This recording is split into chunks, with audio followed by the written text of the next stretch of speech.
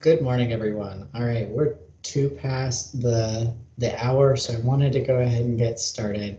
I'm Tyler Weissong. I am the current iHEN early careerist president, and today we have Rodney Hollis here with us, who is our acting president for iHEN. Apologize, having some technical difficulties for iHEN. Rodney's currently the service line administrator for IU Health Physicians for infectious disease service line. And in this role, Rodney is responsible for the operations management growth and administration oversight of the largest infectious disease medical group in the state of Indiana. Prior to Rodney's role at IUHP, he began in health administration career as Kanazi Health, where he served several roles spanning from revenue cycle, clinical management, and medical group leadership. So I don't want to spend too much time. Rodney, is there anything else that you want to add there to this larger group? I know we only have a short 30 minutes and we've got some really great questions to cover today. No, that's good. That covers it. Okay, perfect. So Rodney, really just as an informal coffee with you, I've got my cup of joe right here. Can you just tell us a little bit about yourself and your involvement with iHEN? Yes, absolutely. I'd like to start with saying that I am from where I'm from. So I'm not from Indianapolis or central Indiana. I'm from Northwest Indiana, from a small town called Michigan City, which is about 45 minutes from Chicago. And I think it's important for me to say that I am an identical twin. And so it's very easy for me to say or to give answers and saying, we did this or we did this because we were so close and we did everything together. So when I talk about my childhood or just my upbringing, I usually say we instead of I or me. And that kind of impacts the way that I do my work and the way that I worked with others as well.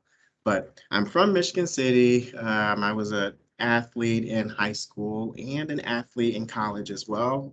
We both ran track and we went to IU Bloomington. I majored in exercise science, kinesiology, and ran track there. Had fun, did really well in track.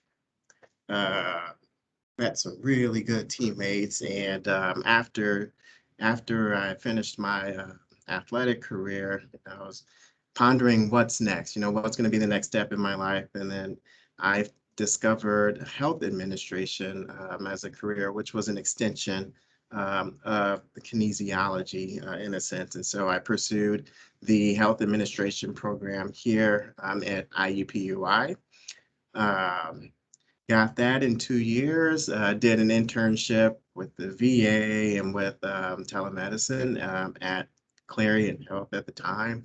Uh, Now IU Health, and learned a lot. I learned a lot while working during the MHA program. And I felt that that was very helpful in me landing my first job and springboarding my career once I got into leadership roles. Wonderful. So you mentioned, sorry, I'm going to cling on to this. You mentioned that you were a twin and that you ran track. Do you have any other fun facts that you want to share with the group? I always love just to get to know people personally. Absolutely. So I would say we were both, with regards to running track, we were both literally probably within a second of each other. We ran middle distances, so like the 800, different relays. Fun fact, I had several school records when I ran there and was second team all Big Ten conference. Also, fun fact, through the MHA program, I took an international health topics course and got to travel to Russia and spent some time there yeah, spent some time there with Garrett Nadine. He was in that program as well. And we were there for 2 weeks. Okay. So a lot of the common questions that get asked would be, what does your career look like? What are you passionate about? Do you mind just giving this group that little snippet of your background? I know you talked Absolutely. about jumping around in the VA, but as you grow in your career, what are some of the passions that you've learned about yourself that have just kind of evolved from that? All right. Absolutely. So I would say that at least while I was a student, I don't think I was fully in touch with, I'd say, all of my passions. I was in touch with, my desire to help improve healthcare for diverse populations. And a lot of that stems from just being aware of like my mom's health and knowing that she grew up in Atlanta and was born in Atlanta's equivalent of Eskenazi Health, which is Grady Hospital. And they took pretty good care of her through some of the different health issues that she had. And so I knew that that was something that I wanted to do once I got into healthcare. Um, but again, as a student, I did not know if I wanted to be like I honestly was not fully aware of medical group management. I just knew I wanted to get in somewhere. And so after doing these internships, then I learned more about different career options within health administration. I got my first role as an analyst, and as you mentioned, in revenue cycle. And I really honed my analytical abilities in that role. Um, Heavy in Excel in that role. I learned VLOOKUPs, I learned if statements, and those are things that I'm still utilizing to this day. But after spending some time in a role as an analyst, I decided to pursue an opening that came up in Eskenazi Health, which was to be a clinic manager. And so I took that role. I had about 20 staff underneath me. I also had several different service lines, and it was a fun role. And that role right there definitely impacting patient access. And I saw huge improvements in patient access in that role as I was able to um, help the team work with facilities, work with the doctors to knock down walls and build additional exam rooms, bring in some more providers, and then we knocked down that new patient wait list that we had to zero. We eliminated the new patient wait list actually. And I think as a result of the successes in that role, then I became aware of another role that was opening at Eskenazi at that time, which was an administrator over the hospitalist service line. Brand new role at that time. Honestly, I did not know what a hospitalist is. And so I'm going to assume that a lot of you do not know what a hospitalist is either. And so I'll just explain that really quick. A hospitalist is, um, think of it as like an inpatient primary care doctor. Uh, or you can think of it as the inpatient doctor who is like quarterbacking your care with all of these different specialists. So they are the ones that are really uh, leading your care and working with others to make sure that you get the help that you need from the different specialists. So if you're admitted to the hospital, you're seeing a hospitalist. And so again, brand new role, did that, had fun with it, had some successes there. That led to, I think as a lot of successes lead to more responsibilities. So then I got a lot of the hospital-based specialties added to me and different experience, but it was a lot of fun. I had a lot of fun there. And that's how I essentially landed here at IUHP.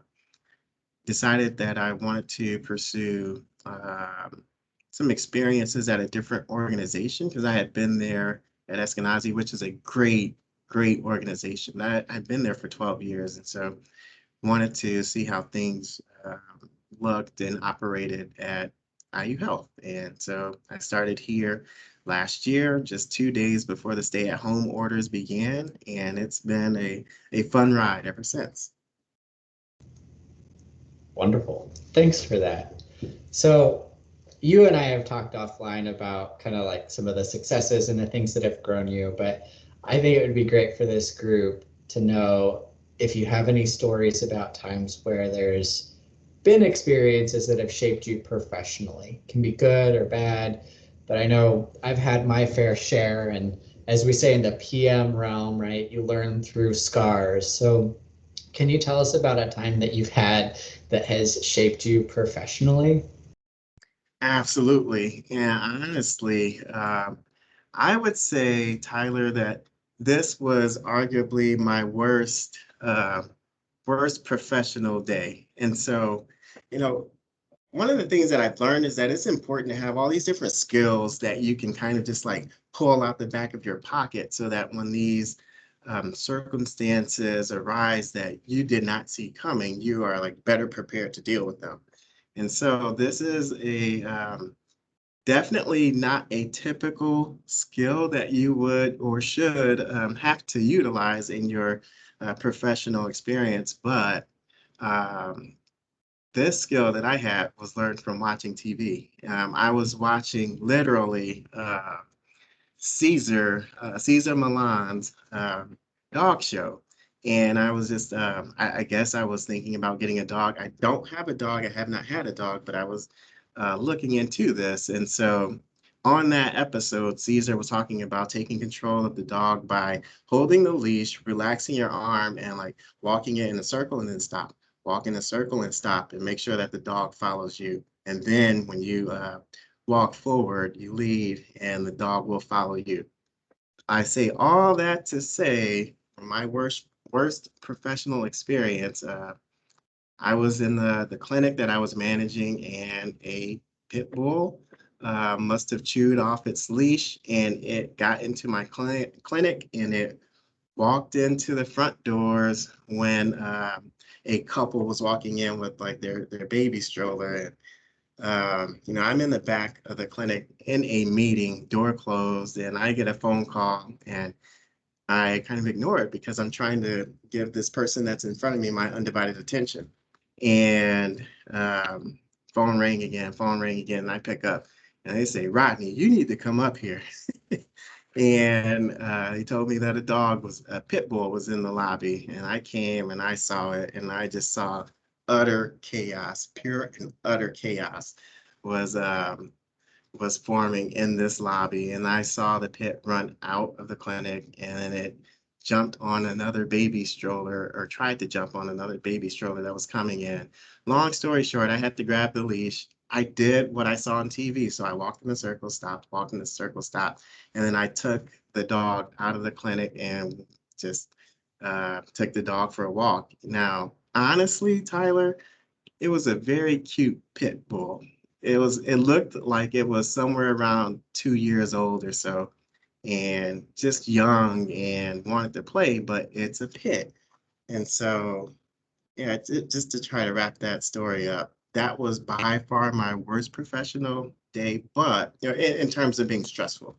But it was a good opportunity to learn the skill that I had just saw on TV, and to be able to utilize that, and just kind of a reminder to be flexible, be adaptable to these things that come your way. And if you have all of these different skills in your back pocket, some things that you may not realize as skills, but if you're just able to draw on these experiences and leverage that, it can help get you through the day, and it can yield very positive results for yourself and for your team members. So note to self, some dog training for my career as an MHA person just would be helpful, right? Absolutely. Oh my gosh, I've never heard that story before. Wow. I commend you for just being able to jump on that situation and take control. I know that most people would be scared, although I'm a pit lover. I've got friends with pits, and they are sweet dogs. You just have to know they have a high energy. Yes, So, absolutely.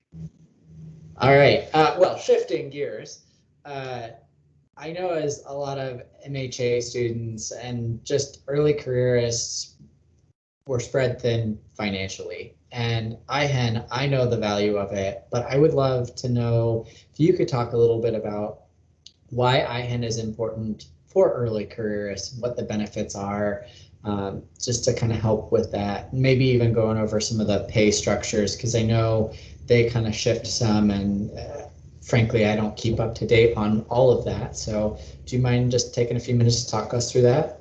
Yeah, absolutely. So obviously, since I'm the chair-elect, I see a lot of value in iHEN. Maybe I should take a step back too and say this. So ACHE is like the national health executive organization, and iHEN is a local chapter of ACHE. iHEN is the state of Indiana's chapter of ACHE. ACHE, I said national, that's actually not correct. ACHE is global. It's across the entire world, not just specific to the US. We actually have some MHA, PUI MHA members who are residing in other countries who are ACHE members. And I want to say one is actually in the PhD program here at IU. Anyway, also wanted to say that I joined ACHE as a student in my second year of grad school. And I attended the ACHE Congress. I highly recommend ACHE Congress. And if you're able to do so as a student, definitely recommend it. So the student membership rate is $75. And that rate is good as long as you are in school in a health administration or similar field. Now, another thing that ACHE does and after you are a student is they have like a graduated membership rate to help you out early in your career. So like in your first year, the rate is $160 for years 1 and 2. Then it's $265 for years 3 through 5. After that, then it bumps up to $345 for 6 or more years. And with the idea that you are progressing or you just have more funds to be able to pay for your membership in those later years. So just a side question, does that cover both a membership to ACHE and iHEN, or is that just the iHEN, or there's not separate fees? That's just all inclusive, correct? That is correct. There are no separate fees. Once you're a member, once you pay your ACHE membership rate, you automatically become a member of your local ACHE chapter. So I also know that there's benefits with it. Can you just touch on what some of the benefits of being a member would be that you find most beneficial that maybe you've used in the past? Yes, absolutely. So I'm actually going to talk a little bit too about when I joined ACHE my second year in the MHA program, and I went to Congress.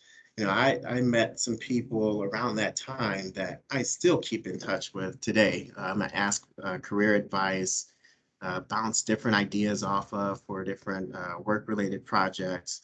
And you know, those are, like I said, relationships that I still keep today, some of whom, or one of whom, who I'm thinking of in particular, you know, liked the LinkedIn post for this event right here.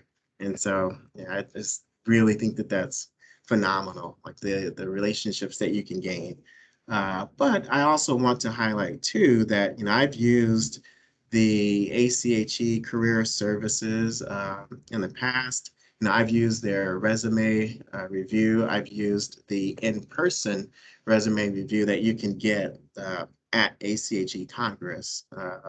And I found that to be really, really helpful. Another benefit that you get when you go to the National Congress, that's every year in March in Chicago.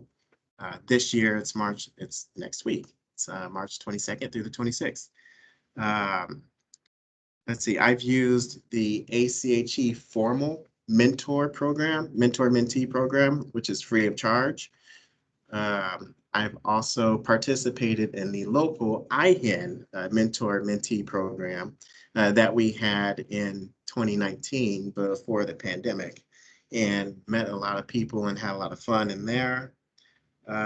I also participated in 2018 in ACHE's executive program, which is something that I highly recommend to ACHE members who have a little bit of experience underneath their belt. So that's not a program that would be for students, but could be for early careerists. I'm still an early careerist by just a few months, but yeah, you can definitely be an early careerist and participate in that program. It's very similar to the executive program as the Thomas C. Dolan Diversity Program, and highly recommend that.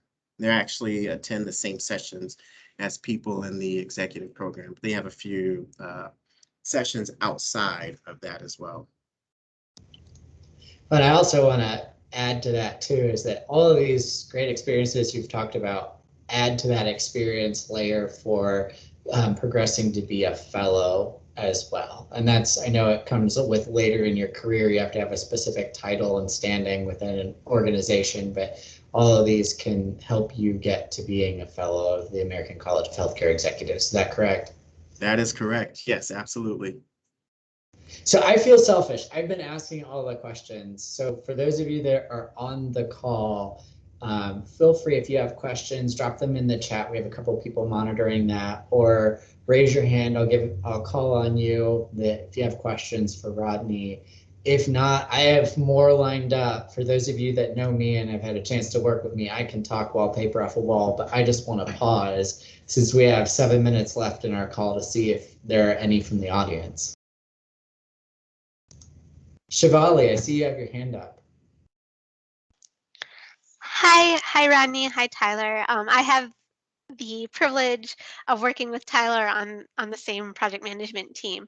And a question that I have is, Rodney, you transitioned from being an analyst in RCS into a manager role. What is some of the advice that you have for people who'd want to go from that kind of analyst or project related role into a area where they get to manage people or help run a department or get into that kind of positions that you're in?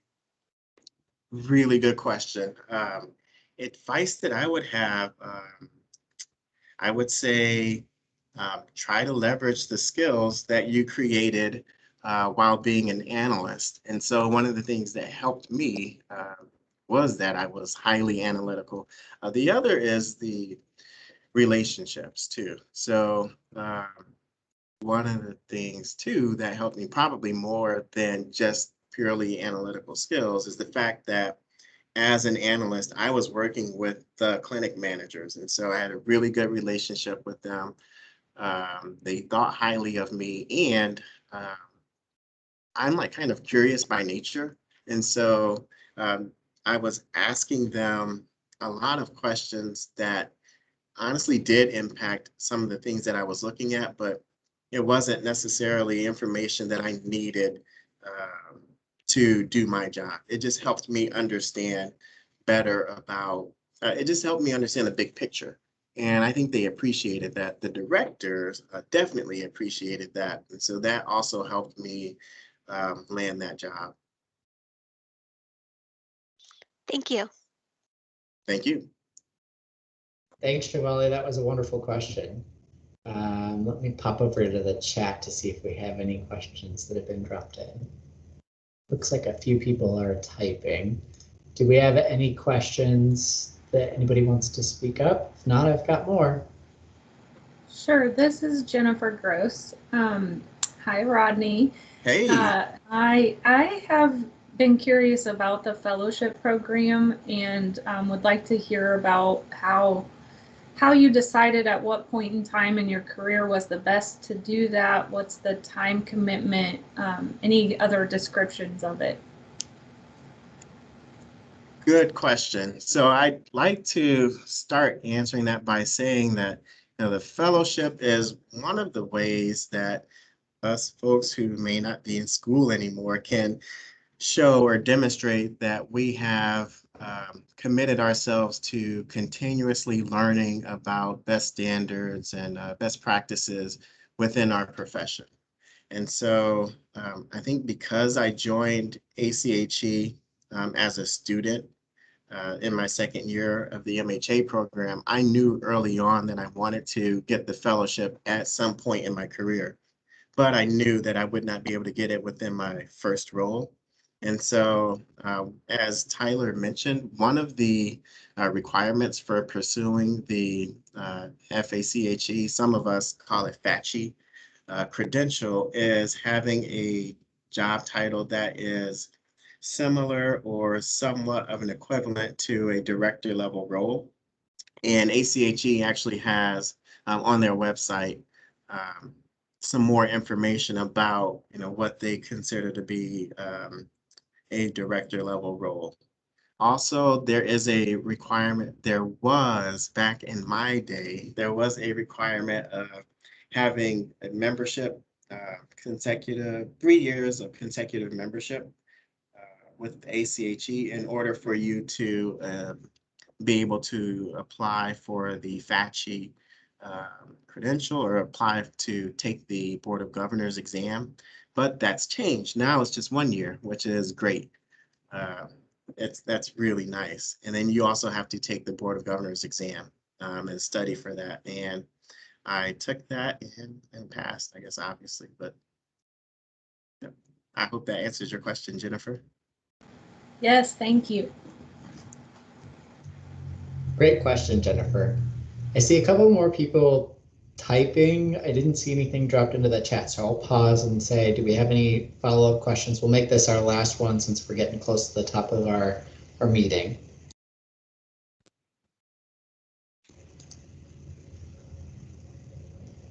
Brianna, I have one from you. As a fairly new MHA grad, what is some advice you would give for working on expanding your career or my career?